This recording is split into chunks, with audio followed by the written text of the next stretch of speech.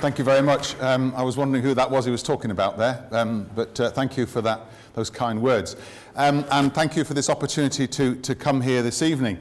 It would help me really just to know a little bit about you before I start speaking. So if you can raise your hands if you're able to do that.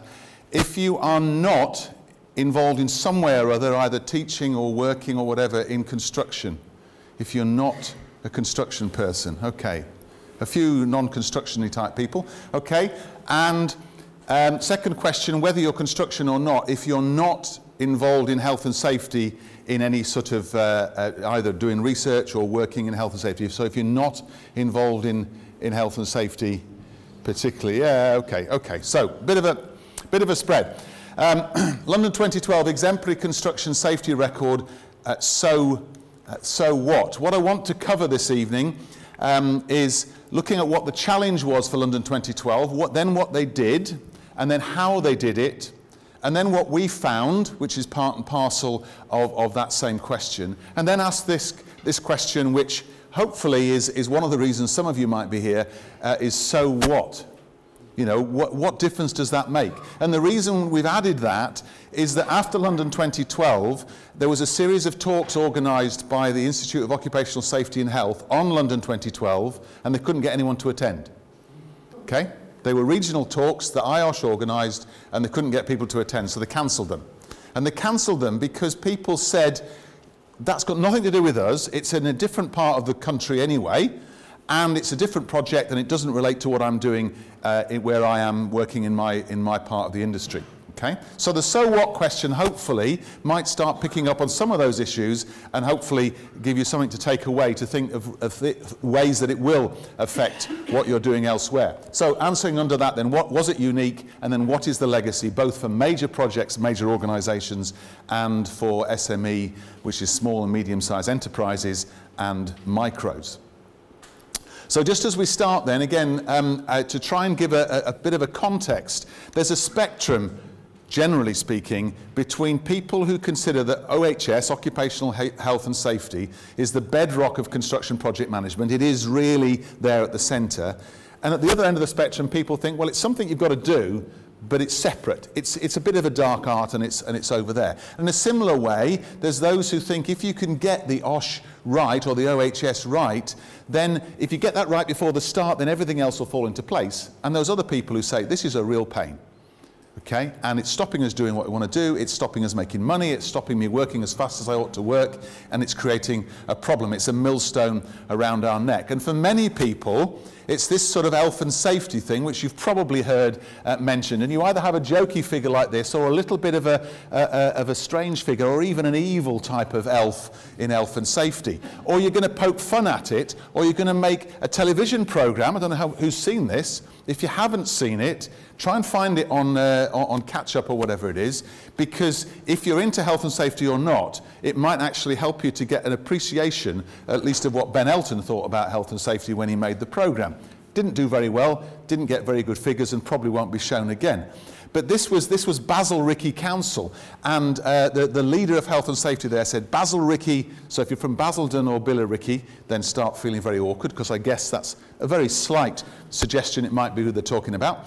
Basil Rickey Council pays us to minimise risk, even where no such risk exists. And they talk about using acronyms to speed up communication and increase efficiency. They invented a horizontal slide and a static seesaw. And this guy didn't really help either. When he first became Prime Minister, this is what he said.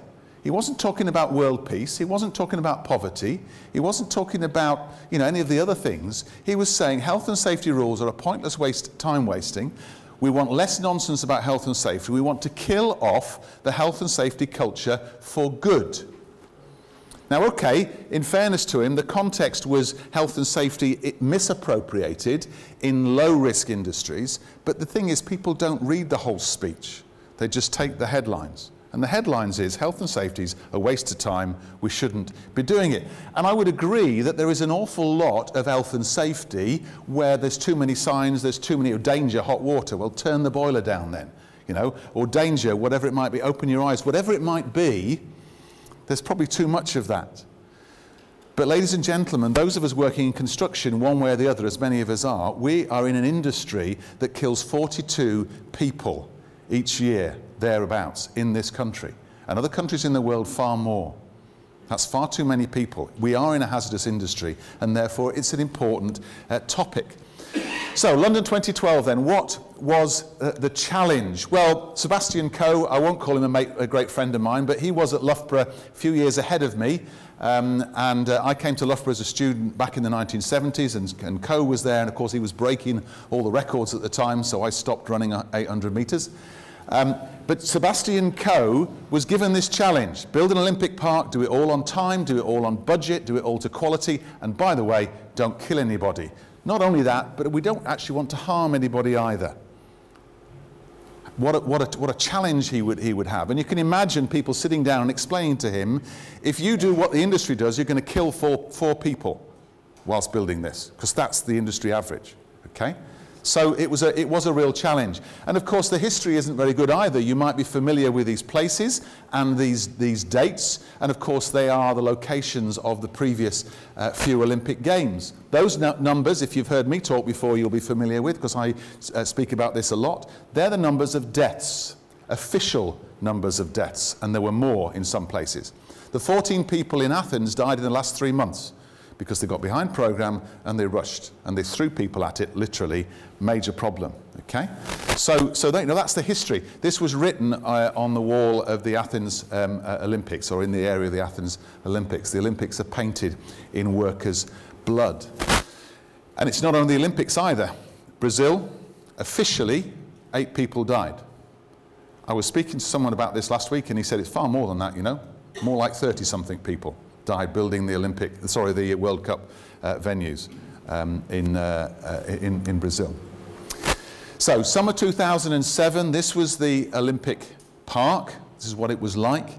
And then summer 2011, one of the clever things they did do was plan to finish 12 months ahead of time. If you're going to get things right, then get them right at the beginning. Give yourself 12 months. Even if they were late, they would still have been before the Games, and probably most of the public wouldn't have realised. So that was a fantastic strike, a stroke of genius in the first place. The area of the Olympic Park wasn't very salubrious. These were some pictures of it. It was an area that had very little investment, much dereliction and so forth, and rubbish dumping and what have you. So what did they do? What did they have to do to build the Olympic Park? Well, the first instance, they had to start knocking things down. A lot of demolition, and again, demolition is a major problem area in terms of health and safety, or has been historically. Interestingly, demolition is becoming more hazardous now than it was 10 years ago because of sustainability. Because what the demolition contractors are now being asked to do is to recycle things they didn't used to have to recycle. So demolition people used to, in the last 2 decades, have been getting bigger and bigger machines and keeping people away from it. They've now got to put people on the site to hand strip things to actually be able to recycle it. Interesting juxtaposition there between the environmental materials aspect of sustainability and the human side of sustainability. So lots of demolition. This was the soil hospital. They had to go through the soil on the Olympic Park and then do some work on it so that it was able to be reused. And a lot of earthworks, a lot of civil engineering type of things. They had some buildings that wanted to be preserved. This is Abbey Mills pumping station, so there was that sort of refurbishment on there. But some new build infrastructure as well on the utilities, a pumping station in this particular case. Lots of utilities running across the site which needed to be changed and needed to be developed and rerouted. This is a new head house on the northern end of the site. They moved all the power lines. There were lots of power lines cutting it. They moved them, put them underground. Some major infrastructure works which most people weren't aware were happening. Several waterways cut across that area of East London as well. They had to be dredged, they had to be sorted out, they had to have new banks placed and so forth, and areas to make them both safe and habitable again. And consequently, there were lots of bridges, 30 bridges on the Olympic Park, some for services and some for pedestrians and some for transportation. And then the venues themselves as well, and I'm just scratching the surface obviously in here, but this is a fairly straightforward building. This is the handball building, and of course partly the rationale of making some of the buildings straightforward and simple was they might have secondary uses after the end of the games. The basketball theatre here was an interesting one. This was a temporary building, and it was designed in legacy to be passed on to the next set of Olympics. Did they want it? No. Has it been taken down? Yes. Where is it? I haven't a clue, but it hasn't been put up anywhere, which is a real shame, isn't it? You know, you think about it, you put all this effort into making a building fit for purpose, but also demountable, and again, sustainability gone pear-shaped, because for some reason or other, nobody else wants to use it. This then was the velodrome, the site of many of the UK, or the UK gold medals in particular. The velodrome was quite interesting from a health and safety perspective. It was one of the successes of designing for safety, and it was the roof. You might have heard about this in any case, but it was originally planned to be a structural steel roof, and then it was made a cable net roof. One of the reasons, not the only reason, but one of the reasons was that that allowed more work to be done at ground level, because they could make all the connections at ground level and then stress the cables up, so there was less working at site. And it ended up matching very much the overall shape of the Pringle crisp shape of the roof.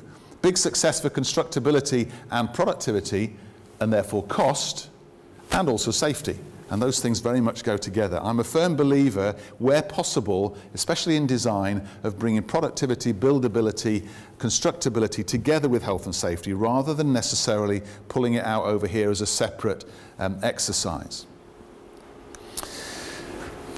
Another well-known building here was the Aquatic Centre, designed by Zaha Hadid, a much more complicated building in terms of the way it was had to be built, and the amount of structural steel in the roof in particular. And it was that funny building, if you remember, that had those side wings put on in the temporary situation so that it could get the right number of people to watch the swimming pool events. This is what it looks like now in its post-games legacy mode, where they've taken those wings off. And then the main stadium itself, and nice picture this showing Canary Wharf in the background. The main stadium, not as complex as previous stadia. The Beijing Stadium, you remember the Bird's Nest, that fantastic stadium. This was much more basic, much more straightforward, much cheaper from that perspective. It didn't actually do what they originally wanted it to do, was to make part of it demountable, which was a bit of a shame again for the legacy. But nevertheless, a successful stadium in terms of its design and construction, and clearly fit for purpose in terms of the games as well. And then all the landscaping aspects that went along with the games. Now, I don't know, we ought to ask a question. Who actually managed to one way or the other, get a ticket for the games, either Olympic Games or Paralympic Games? Oh, a few of you did. Okay. So we can talk afterwards whether you enjoyed the whole experience or not. But obviously this was a rather bizarre thing, wasn't it? The orbit that people, if you spent the money anyway, you'd climb up, or you'd go up in the lift, and then you'd get these views of the park. And associated with that, not actually part of the Olympic Park, but next door to it, was the housing, or it was the Athletes' Village originally, and then forms part of the speculative aspect of the housing. So that was the Olympic Park. I'm not going to go through all these, because you've probably seen them before, and you can certainly pick them up if we make the slides available afterwards. But suffice it to say, it was a big project. There was lots of stuff.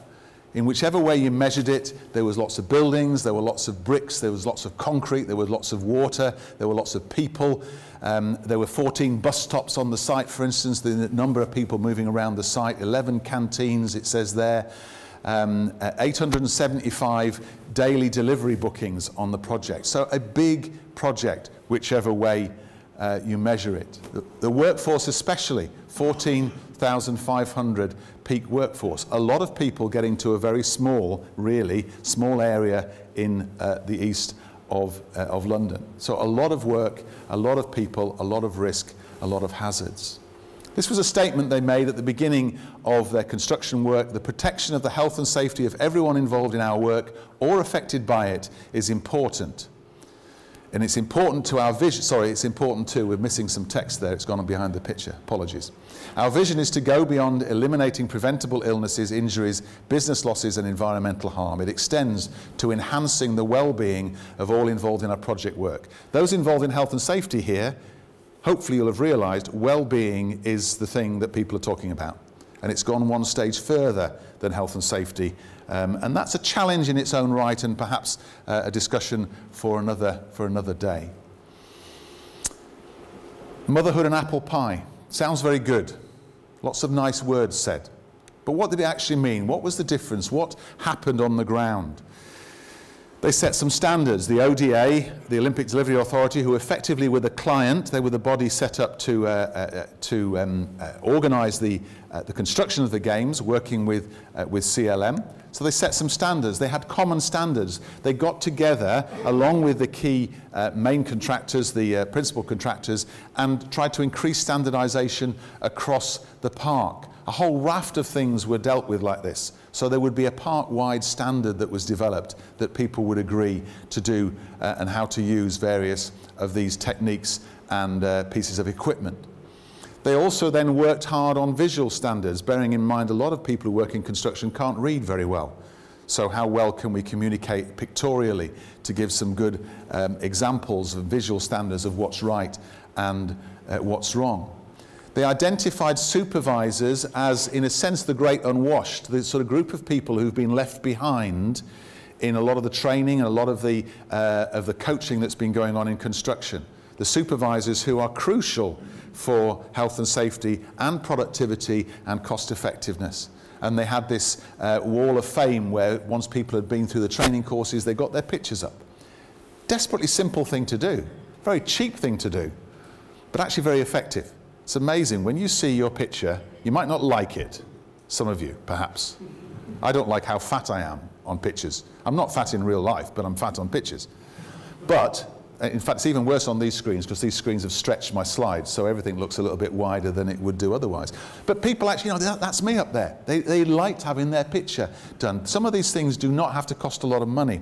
Occupational health was taken seriously, and has been on a number of other projects as well, with walk-in services and campaigns. They had stretch and flex, warming up in the morning, which again, a number of us who've played sport in the past, that's something you do, you know, as part of your sport. But we don't tend to do in construction. But again, there's projects like London 2012 did that. And they acknowledged where there was success, and they gave recognition and reward for those successes. Now, not everything was rosy. Here's an example of where they tried to get their information right. But what happened in this particular case, it was a utilities package, and they'd done all this work, and they'd produced all these drawings, and they'd spoken to all these people, and then they go and stick this stupid clause in, provision of the information below, which was very, very, very detailed. Provision of the information below does not obviate the principal contractor from consulting all original statutory undertakers, local plans and drawings, any, etc. Now that reminds me of this. Okay, on the right-hand side is lightly carbonated lime-flavoured drink. Cannot guarantee nut-free. What's all that about? What is the point having those sorts of things? And similarly, in this particular case, they've done all that work, but some sort of legally minded person just puts that phrase in there saying, we've done all this pre-work, but actually you've got to go back to scratch, or you take the risk. And in the end, we still haven't got these things 100% right. So then, that's what they did. What were the results? What was the outcome? Well, of course, it was finished in summer 2011, and it's finished on programme, which was fantastic. It was actually completed a little bit ahead of programme. It was completed on budget. The construction work was completed on budget. We'll come to the politics a little bit later. The quality was certainly sufficient in terms of the games itself, and nobody died, which is a fantastic outcome. When you look at accident frequency rate, the accident frequency rate was about 1/3 of the industry level. Again, a fantastic achievement. A number of periods there without notifiable or reportable accidents. The number of RIDOR, that's the ones that you need to actually advise the government on as well, were significantly less than the industry averages. I'm a civil engineer, but I hate maths. And I hate statistics as well. This is one of the reasons why I hate statistics, because people use them in the wrong way, and people use them for support rather than illumination. So you've got to be a bit careful about statistics. It so happens that they worked in their favour and they look quite good, but let's just be a little bit circumspect about them. I mentioned politics and I mentioned the cost. This is a quote here from Margaret Hodge, who was the chair of the Committee of Public Accounts. The construction was on budget. Okay? The extra budget that was needed was because the politicians, can I say this on camera, lied at the start in order to get the thing going. Okay, but that's what it amounted to. But construction-wise, it was a very successful project. And of course, as far as the games themselves, fantastic. Fantastic set of games with people winning golds and silvers and bronzes and getting personal bests and all the rest of it. And the Paralympic Games, which is the ones that I went to, fantastic as well. What a challenge to see people competing in the Paralympic Games. And that's me and my wife. I'm not that fat, honestly. That's me and my wife, and she's not either, you know, enjoying our time there as well. So fantastic, fantastic games. So how did they do it? How did they do it? What did we find? It was mentioned again by David earlier on that we did some research work on the Olympic Park, and this is some of the findings that we had. These were the projects that were funded and that were involved with Olympic Park. Lots of different people funded them. Sometimes there were projects that had pre-existed but then used the Olympic Park as an experimental area. Sometimes they were specific to the Olympic Park. I just want to focus on three that we were involved in: delivering health and safety, which was an underpinning research project on the process, one on communication, and then one on preconditioning for success. The learning legacy was the sort of mark that the trademark, as it were, that they had, and all of these things are still available on the web for free download. This particular project was all about understanding what they were doing and understanding the process. Again, quite a neat way of managing the situation. They wanted one research team to go in there and find out all the basics and then give that information to all the other research teams so that everyone didn't ask the same question, because they were trying to minimize the impact on the industry as well. So what you have here is you have program sponsorship and program delivery from the ODA and CLM. So they became the client effectively, and actually in most cases, most people down below just considered them the client. There wasn't really a difference in terms of their perception. And then these terms might be familiar to some of you, might not: the tier 1s, tier 2s, and tier 3s. So the tier 1s are the names you're probably familiar with, tier 2s were the subcontractors, and then tier 3s and so forth were the subcontractors. And that was the project delivery. Unlike most big projects, they operated a gate system in terms of the project management, fairly straightforward for large, complex projects. And they also had a mission, they had objectives, they had critical success factors, they had key performance indicators, as you would expect them to have. And what I've done here on this diagram is just tried to indicate, and this was their perception at the start of the project, some of the things they were doing. They said, this is traditional, we're doing this in the normal way. We're looking at cost, we're looking at time in the normal way. We're looking at quality and functionality in the normal way. But they believed they were being more progressive in safety and security, equality and inclusion, environment and legacy. They believed that they were pushing things forward to an extent in those particular areas. One of the ways they were doing that was to do with leadership. And again, leadership is a major issue for construction safety and health. They had this thing called SHELT, which was the Safety, Health and Environment Leadership Team. And they were the executive members of CLM and the operation directors of the other contractors. And that was really the first time at that level those people were committed to meeting regularly and eyeballing each other and saying how they were getting on and sharing good practice and so forth. And that was very, very successful part. So above the line is the program, and then down below the line are the individual projects. And again, cascading that good work that was done at the leadership team as well. So it was significant difference to the way that other major projects had been organized previously. But of course, there was, whatever happens, there was this issue of communication, and you might say, well, CLM and the principal contractors, the tier 1s, yeah, well, you know, they were working in their little loop. but then actually the people who were doing the work were the tier 2s and tier 3s. So you then have to spin off that and have a communication and then a separate loop in terms of plan, act, assure and review and so forth down through the tiers. Health and safety program itself, safety, health, well-being, competence and culture. Not rocket science. Another show of hands. Anyone remember this character? Nobody remember this character? So one or two people do. Anyone like to shout out who it is? Sorry? Yes, Prof. Pat Pending, as in patent or patent pending. It's from Wacky Races, okay? He's the nutty professor, which is me, okay? And he drives the converter car. And he's absolutely useless. He never wins the race, but he comes up with some interesting machine variations. You know, it wasn't like that. It was fairly straightforward stuff. In fact, Jason Millett, who was the CEO of CLM at the time, said, "We have not been an innovator." That's actually quite a brave statement to make in the culture that was about at the time. We've not been an innovator. A lot of what we've done has been down to the execution of tried and tested techniques. You've got to be quick. Now, one of the other challenges were the people, were the workers, okay? Because we were not here talking about a highly skilled, trained workforce. One of the aims of the project was to pull in people who hadn't worked in construction before. Actually, that happened less than they'd planned because of the recession. There were more skilled and experienced workers than were expected. But nevertheless, you're talking about ordinary building trades. We're not talking about people who work offshore in the oil and gas sector, who are quite different animals in terms of their perception of health and safety and work ethic and so forth. So it was a real challenge in terms of the people, from top to bottom. And people, of course, were the people who were going to get hurt. It was the people that were the main focus of the health and safety work that was done on London 2012.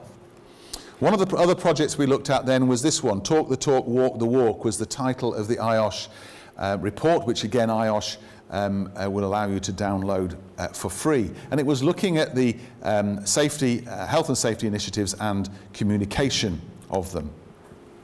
We did some observations, we did some interviews, we did some focus groups, and we looked at the documentation. Sort of fairly standard stuff that you do in research.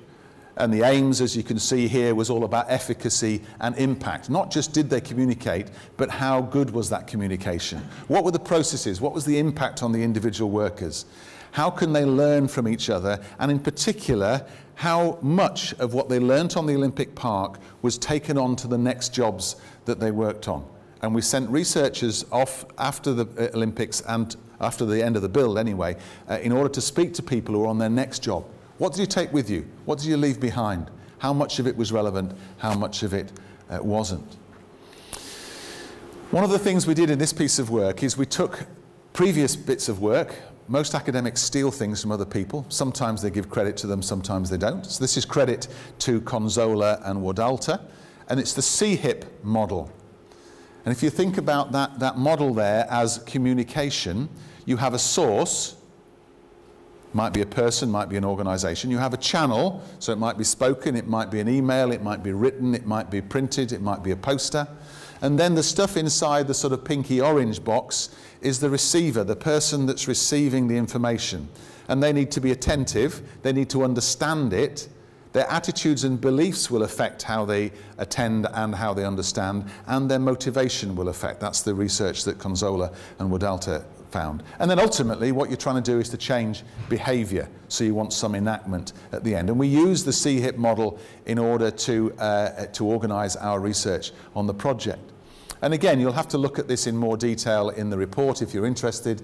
But what this is the things on the left-hand side there that were the aspects that we found in this research, and then the coloured boxes on the right-hand side are the extent to which they impact on either the source, the channel, the receiver, or the behaviour. And you can see the ones that are in yellow and the dark red colour, they're the ones that were more significant in terms of the significant client role, for instance, was the source and channel, because people thought if the client really knows what they're talking about, the source is reliable, we'll listen and we'll believe the source, and so on. You can see how that maps across the CHIP model.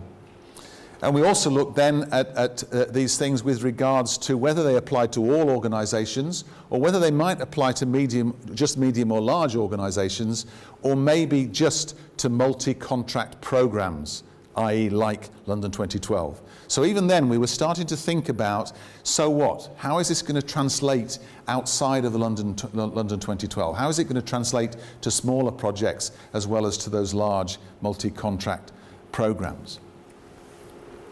This is a quote from a project director. Is there anything which is the most amazing innovation? It's not innovation. What's key in the lessons learned is that it's about leadership. And that drills down, and it's about communication. And that's not a revelation. It just keeps on reinforcing it. Actually, communicating at all levels is so important. A learning point for me is we all like to talk to the MDs and our counterparts, but by goodness, sometimes we've just got to go and talk to the people who are actually doing the job. That's quite an interesting statement from a senior manager in construction, because so often it's the conversation amongst those, those people who've already decided what's the right and wrong, but not actually speaking to the people who are doing the job.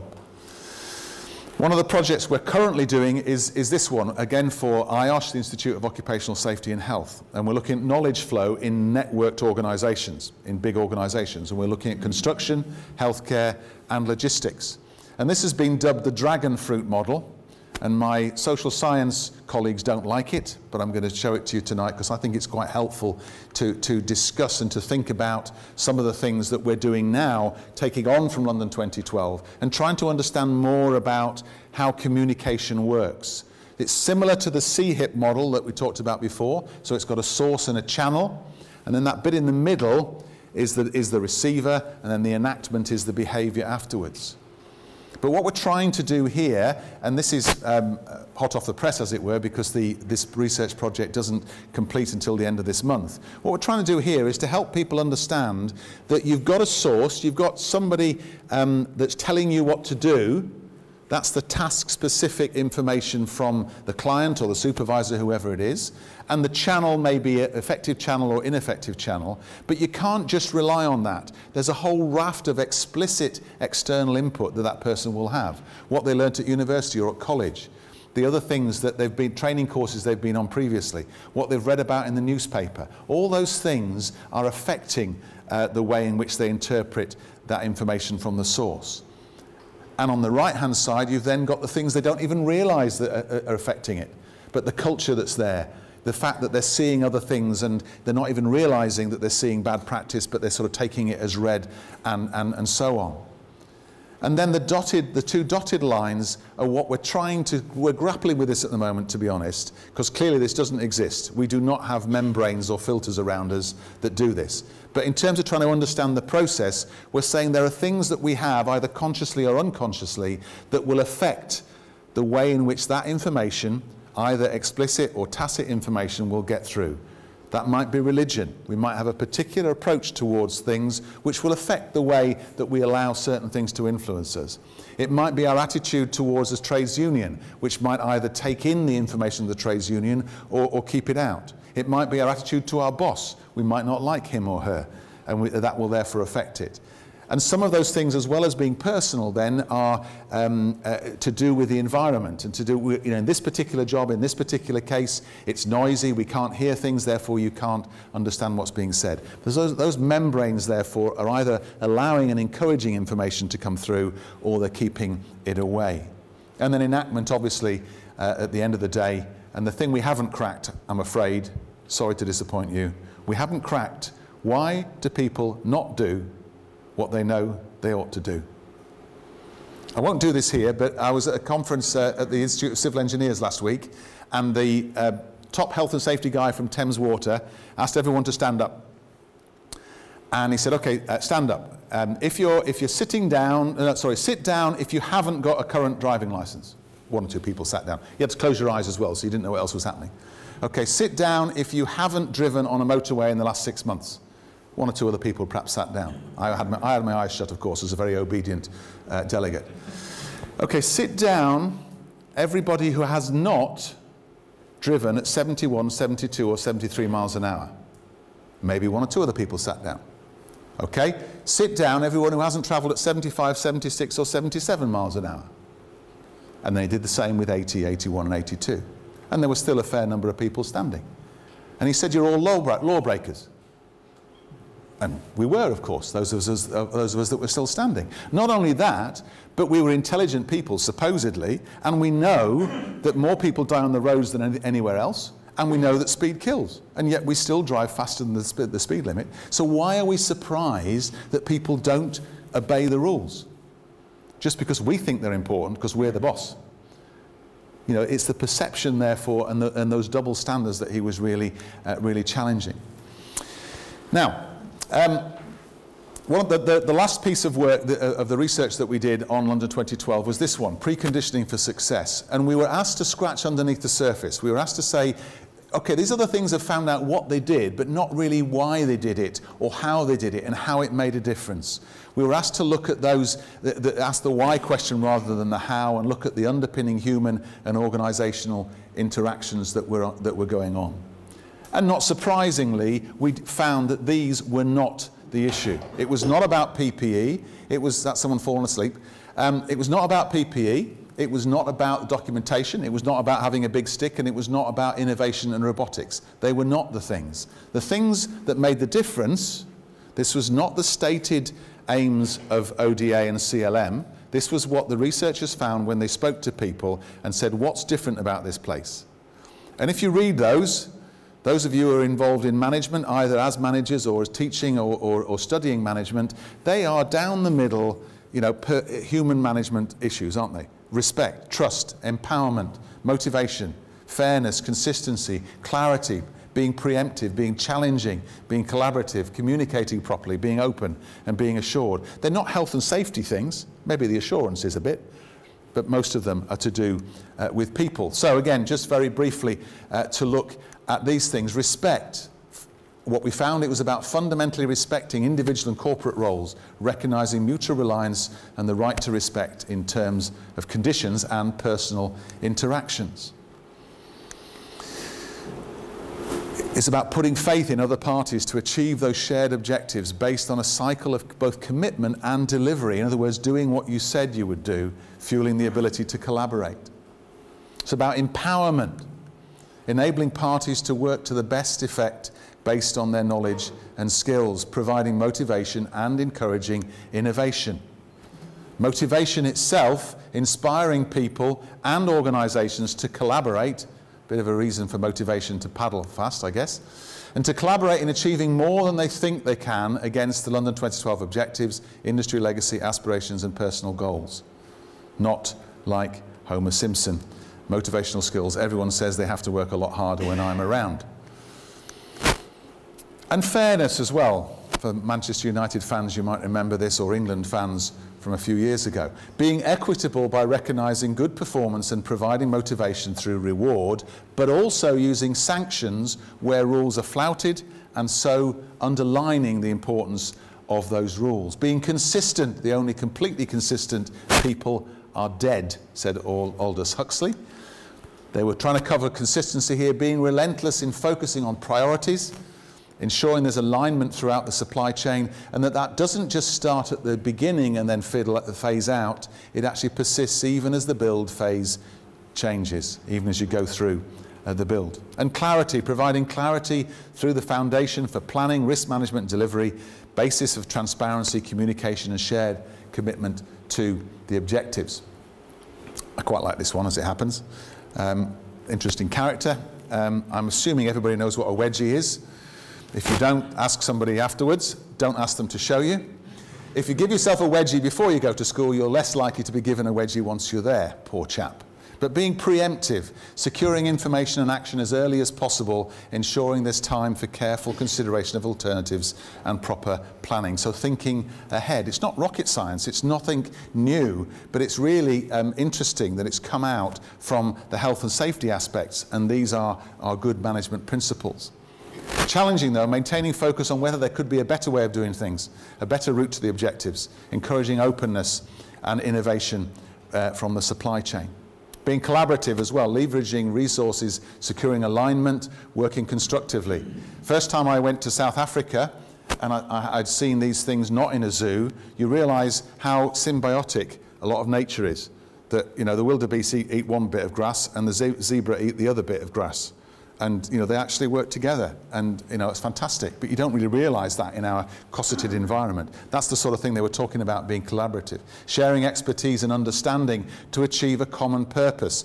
My favourite image from London 2012, in terms of a sighted and an unsighted runner, and that a common purpose. Communicating as well, engaging to develop understanding, listening, passing on messages, supporting clarity, openness and collaboration. Being open, not being suspicious, sharing information and so forth, being transparent for those opportunities. And then finally, being assured, having a rigorous basis for actually knowing what was happening and being able to measure what was happening, and that's important as well. And as much as anything else, one of my ex-students is in the room. I don't think this is him in this picture, but he might remember climbing Jacob's ladder on an outdoor management course. But it's much more about this, about the outdoor teamwork, than it is about sitting being briefed on health and safety or wearing your right personal protective equipment. Howard Shipley, who was the construction director for the ODA, he was saying this is really significant. These soft individual and organisational issues can transform the construction industry. So as far as the legacy, certainly people were saying these are the things that if we can roll these out across the industry, you don't need multi-million-pound projects to do that. The so what should be possible on all projects. This man, General the Lord Dannatt, did a review of London 2012, and he said, quite surprisingly really, given his background, that health and safety was the enabling theme on which the project's senior leadership team could found the bedrock of what? Operational efficiency, under budget, ahead of schedule. So he's saying health and safety, far from being a millstone, is actually the way in which the basis that they set, the way in which they managed that, was then able to roll out and manage the other things which were important as well. These things and the other reports that were done on London 2012 are available. You can download them and have a look at them if you wish. So, as we come to the last 10 minutes or so, so what? So what? Was it unique? Was London 2012 unique? Well, in some ways it probably was. I guess people know what this game is. Drafts, I suppose. Checkers, the Americans call it, and this is chess. And many people say, well, drafts is fairly straightforward, but chess is complex. Well, I would disagree. Chess isn't complex, it's complicated. That might be a bit complex, and that might be a bit more complex. But it's still really complicated and not complex. And the reason it's complicated and not complex is the rules don't change. The rules are difficult, but they don't change. And you know what you can do. And I know you can change one piece for the other, and, you know, but they're known about. They don't change halfway through. They don't suddenly say, we've got to finish this game in 5 minutes and you've got to move in 10 seconds instead of a minute and a half or whatever it is. The rules are there, the things behave as they should behave. And complexity, therefore, which was the case in London 2012, project complexity, according to some of the research, is about project size, about interdependence of the project, the system variety within the project, and the context of the project. In this particular case, this is a paper written about 2012, and it's talking here about meta-systems, and that's systems within systems. So that each triangle is a project with a system. I haven't got time to go into this, but each triangle is a system in itself, but they then fit together as part of a meta-system. And that adds to the complexity.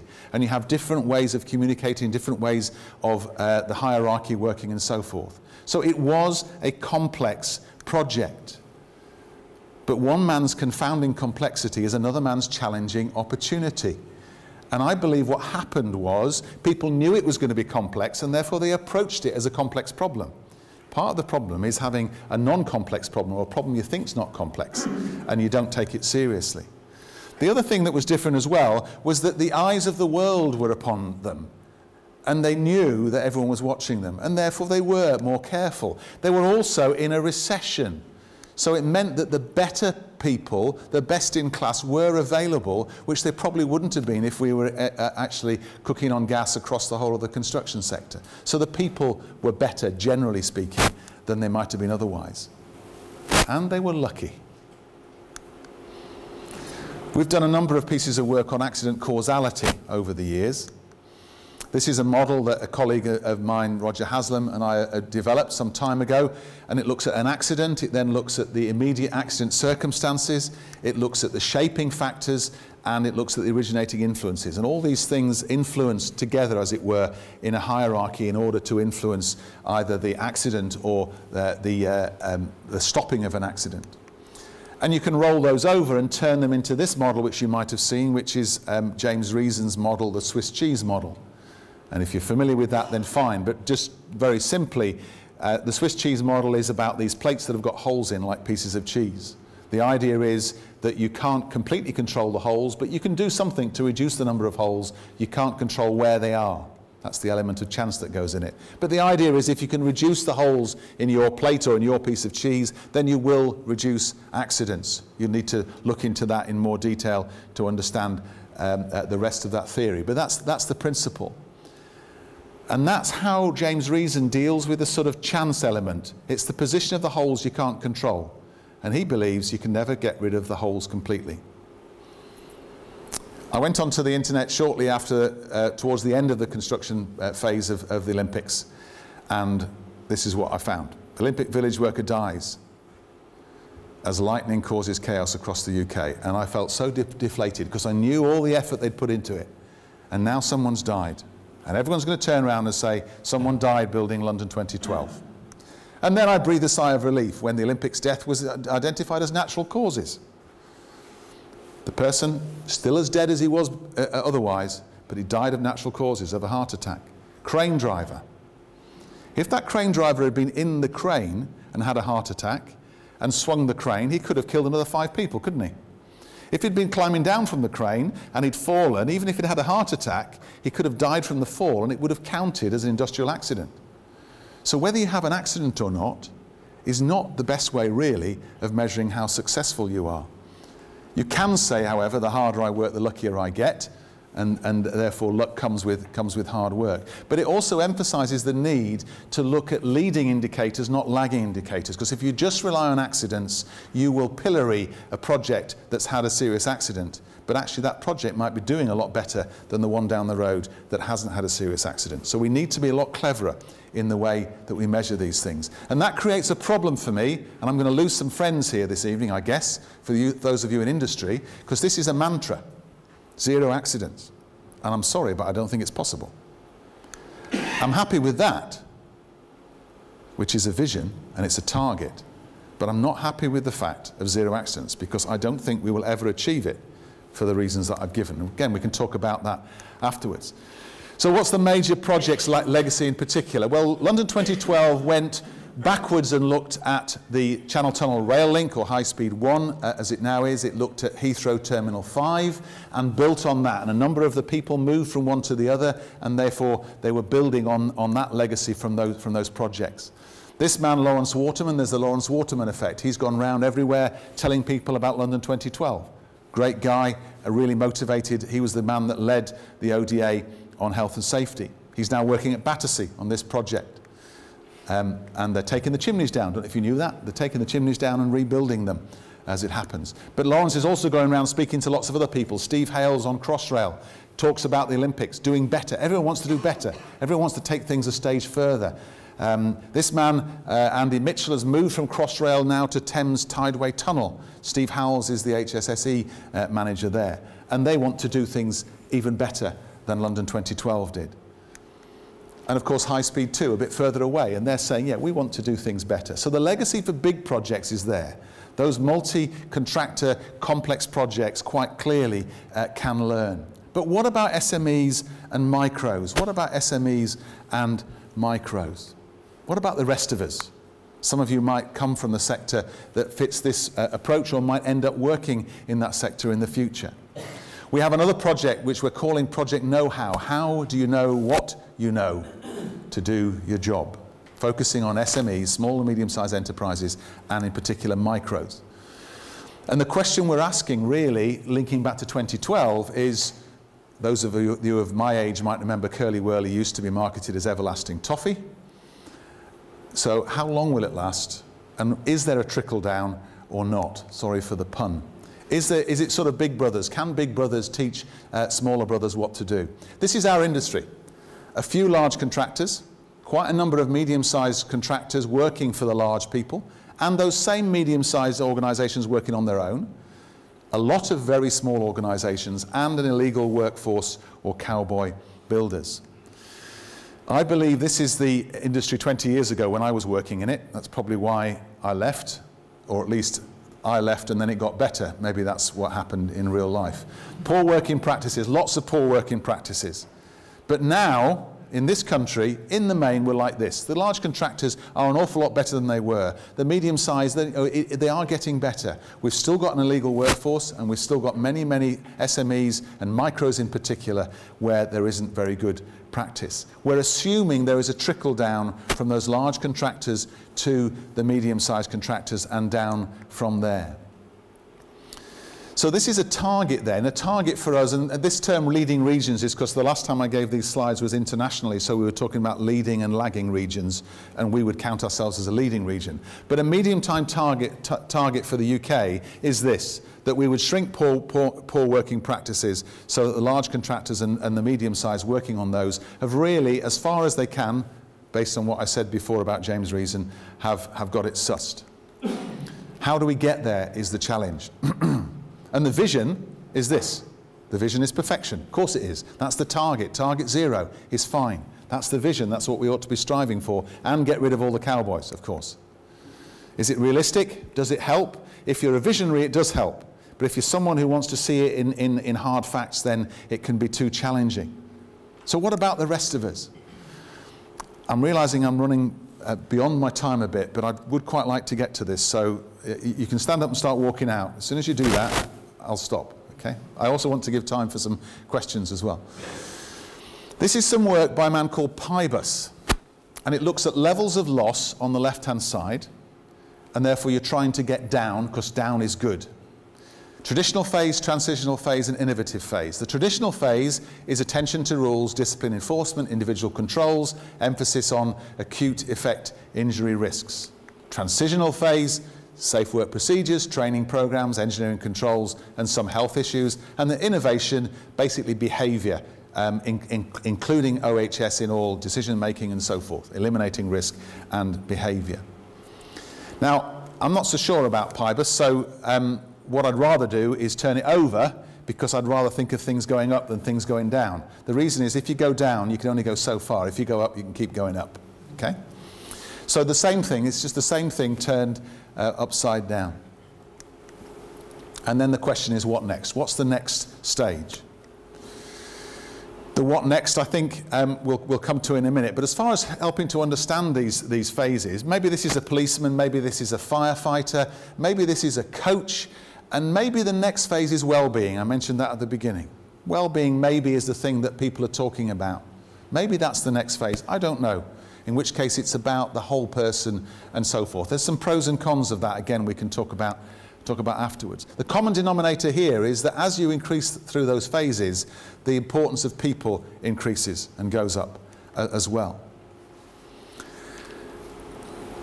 People don't cause accidents, they prevent them. This is a quote that I heard last week from Kirsten Jorgensen from Denmark. And basically what she's saying is people are amazing. They can prevent a whole raft of accidents. People spend most of their time not getting hurt, even though they should probably get hurt, because we're clever. The problem comes when they lose their attention and then the accident happens. That's her statement, okay? Now, whether you agree with it or not, the interesting thing is it turns some of these things on their head in terms of micros, because it says actually the reason micros don't have as many accidents as they should have is because actually the people are quite clever. And they actually work with each other, and they work closely together, and they communicate and they collaborate. And my personal view is there ought to be far more accidents in the micro sector than there are. It's a terrible sector in terms of any measurement that you might take of what they're doing. But I think they should probably have a lot more accidents than they really do. And it ties in also to this work by Eric Holnagel, where he talks about safety 1 and safety 2. And again, I'm not going to go into these in any detail, but safety 1 is what we do now. It's avoiding things going wrong. It's linking to failure. It's about preventing accidents. Safety 2 is looking positively. Let's look at what people are doing well, and let's build on that, rather than concentrating on what people are doing wrong. Let's find out why people are not getting hurt rather than why people are getting hurt. Now, I don't think it's either or, but I think we need some safety to thinking in order to actually drive out good practice and move forward rather than just always looking or trying to learn from mistakes. And one of the problems with that is the fewer accidents we have, the less we can learn from. Because you only have one fatality every however many years, which is much better than it used to be. But how can you learn from that? There's not enough data there. So we need to turn it on its head and start learning from good things. I'm going to go delay on this. Would that be a good idea, do you think? Maybe it's telling me to shut up. 1 hour. 1 hour sound good? Okay. So, stages in the evolution of a culture of safety. Some people, and I speak a lot to people who aren't in this country, and they say, well, I come from country X, and I really like this idea of behaviour. I want to just do behaviour. I want to get behavioural safety in. That, ladies and gentlemen, will be a disaster, because you can't do it unless you get the other things in place first. The other thing that's happening as well, and this is the trickle down, you've got if you take time across this bottom axis, you've got the large organisations there, and a bit later behind than the medium organisations, then the small organisations, and then hopefully the micro organisations. And to an extent, we are about there, I think, the leading regions. Okay? The large organisations, generally speaking, are talking about behaviour. That's what they're working at. Not that they've solved all the problems before, but they've moved through those phases. The mediums are starting to go. Therefore, the target for us should be here in 10 years' time. But we need to be realistic that smaller organisations, and micros particularly, are hard, tough nuts to crack. If you're a lagging region, some of you perhaps might be going back to countries that would fit this category, then you're probably there now, and therefore your 10-year goal should be realistic, that you can aim towards. And that's about implementation, and that's about research. So actually there's not a fat lot of good researchers doing more and more research about rules and processes, because it's all been done. It just needs putting into practice. But what the research needs to be doing is moving down the sector to actually pick up those smalls and those micros, and maybe health and well-being. But the reality is this: the micros don't fit the model. That's what we're finding. The micros don't do what you expect them to do. They might be like that, they might be like that. I don't really know. The micros are not just small, big companies. They are different. And we're trying to find the tipping point. When does a micro become big enough to be similar to a big company so they can be treated like that? And when are they very, very different? And if they're very, very different, we need to treat them differently. This is next door to where I live. This is a family business. The guy on the second from the right and the guy on the left are brothers. The other two are their best mates. They work together. They talk to each other. You might like this, you might not like this. They haven't got a crane, they can't afford a crane. So they're lifting these beams using curb lifters. They've actually got nice straight backs, they've thought about it, they've planned it, they're talking to each other. You know, they're working together as a family. And actually they're doing it quite well. They haven't got high vis on, they haven't got helmets on, he's got shorts on. How bad is that? They don't see that as a risk. But the risk that they're facing is the risk of carrying that lump of concrete. So to what extent is this little brother and big brother relationship in terms of large and small a reality? And I think when you come to micros, we have to treat them very, very differently. And I wish I could actually give you some silver bullets this afternoon, but I'm afraid I can't, other than the fact of let's treat them differently, and let's really do the work that needs to happen to understand them. So, as we close, that was supposed to get you thinking about it, Escher. I don't know what this means to you, this picture, but that's what it means. 2013, 2014, 42 construction fatalities, almost one a week. 2 per 100,000 workers. And they're not just construction fatalities, they're people. And therefore, if there's a reason to actually want to crack this problem, because most of those deaths are happening in the small and the micro organisations. And as I said, I think there should be more, and they're only getting away with it probably because of those relationships and those family ties and so forth. So it's a challenge. So what? Yes, it was unique. Part of London 2012 was unique. They did some good stuff, they did some okay stuff. They were lucky.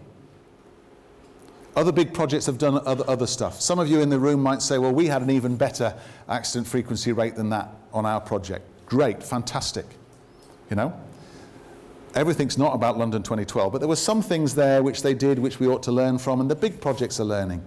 Some of those things can be passed through the supply chain as well. But there's a legacy definitely for majors, but the SME and micros, the most important thing, if you want a leave behind at all, is as micros, if we're really going to get to grips with that, we've got to understand they're a completely different animal, and we need to treat them differently, we need to work at them differently. They will not respond in the same way, and it is a different challenge that they face. Apologies, I've run over, but that's all I had to say. Thank you very much.